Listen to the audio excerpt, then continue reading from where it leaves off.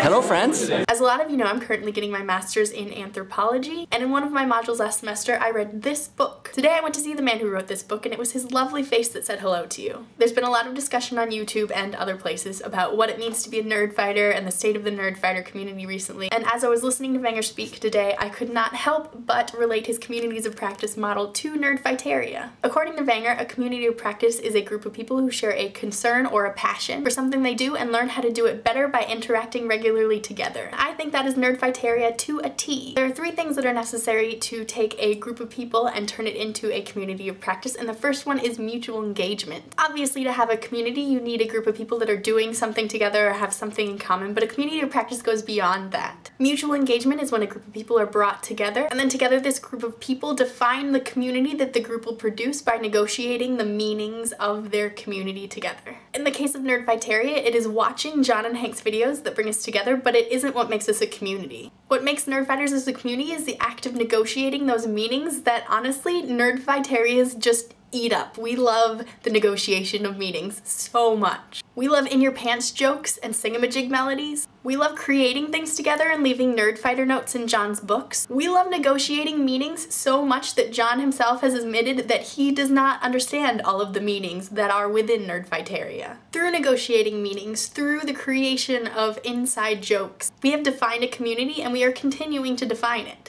Now, to be an involved member of a community of practice, it is important to take part in that negotiation of meanings. And it has been announced that a forum is about to go live where nerdfighters can just hang out. So go check out yourpants.org when it is live and we can go negotiate some meanings together. It is also important to note that to be a full participant in a community of practice, you don't have to be like everyone else in that community. According to Wenger, each participant in a community of practice finds a unique place and gains a unique identity, which is both further integrated and further defined in the course of engagement of practice. You don't have to love Harry Potter to be a good nerd fighter. Find your unique place in nerdfighteria.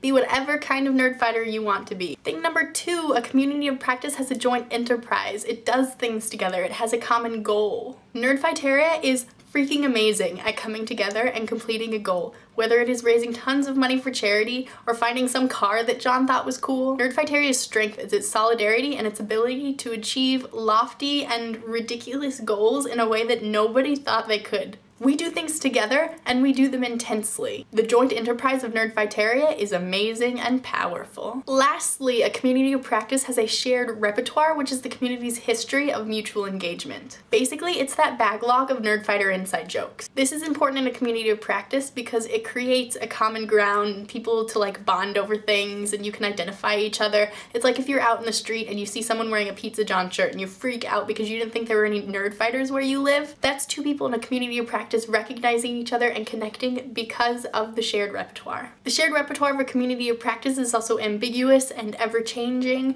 and crazy. It's like, you know, there's always new things in nerdfighteria. If you want to understand the ones that are in the backlog or the ones that are being created at the moment, a very good resource is Etienne Nerdfighters. I will link them in the description. If you are a new nerdfighter, they are delightful people who will be more than happy to help you figure out those old jokes. And if you are an old nerdfighter, sometimes it's nice to just go look through because you see things that haven't come up in a long time and, you know, happy memories. It's like exactly like John said at the end of his most recent video. Nerdfighter is an identity you choose, and we collectively define that identity, not by talking about what it means, but by living it. So let's all continue to live out and define a wonderful community.